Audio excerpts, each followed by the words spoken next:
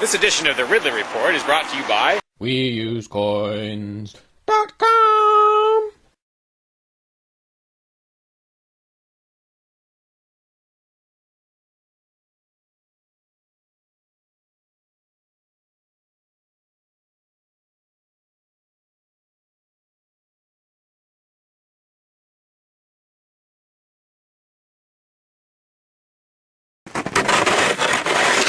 When I was out there a couple years ago, I tried to do a video, I got rid of some of the ice and did a little video about it, suggesting maybe that I shouldn't be the only one.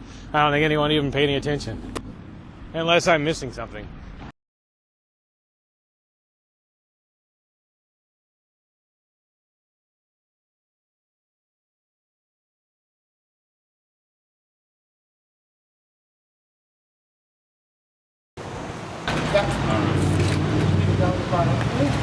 Yeah, Free Staters are always saying more Mayberry, less Fallujah. I'd like to say more Mayberry, less Move. If you remember Move, they were the communist-leaning commune in Philadelphia that was burned to the ground by authorities along with most of the neighborhood. Why? Well, because they were perceived as sort of a threat to the neighborhood. Their demeanor and actions didn't really always do much to help ease that perception. Initiation of property tax resistance. Simply put, I bought this land here under the impression that I own it. It should be accompanied by and thus associated with some sort of improvement to the neighborhood.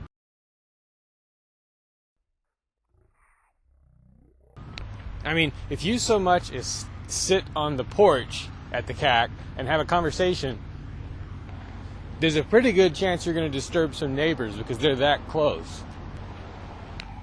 Imagine how much negativity there's going to be toward the CAC, toward Ian, as the place starts to become a real ground zero of some kind of property tax revolt. Because a lot of things will probably have to be done at or near the CAC to harden it in some way against the authorities.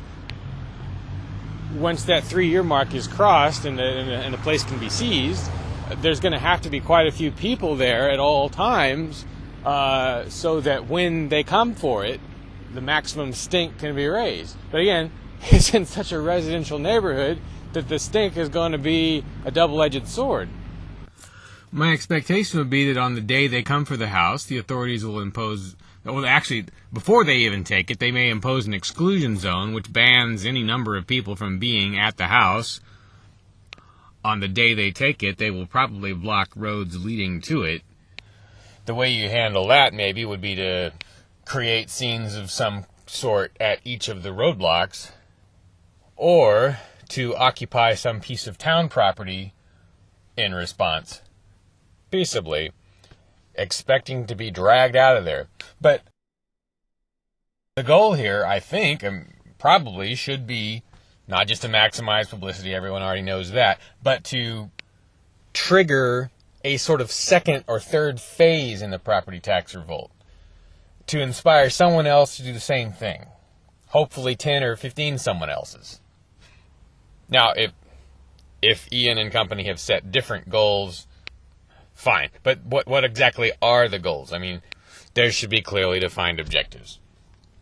Every aspect of this should be documented as well as possible, especially on video. What would be relatively ideal is if there were some situation that could be created where the Free Keeners, Ian, whoever, are able to broadcast live inside some ongoing situation. So would that require barricades of some kind? Would it require boarding up the window?